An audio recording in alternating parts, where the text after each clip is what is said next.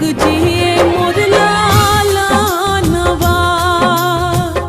और जी करिले माई पूजिले चरणवा जुग जुग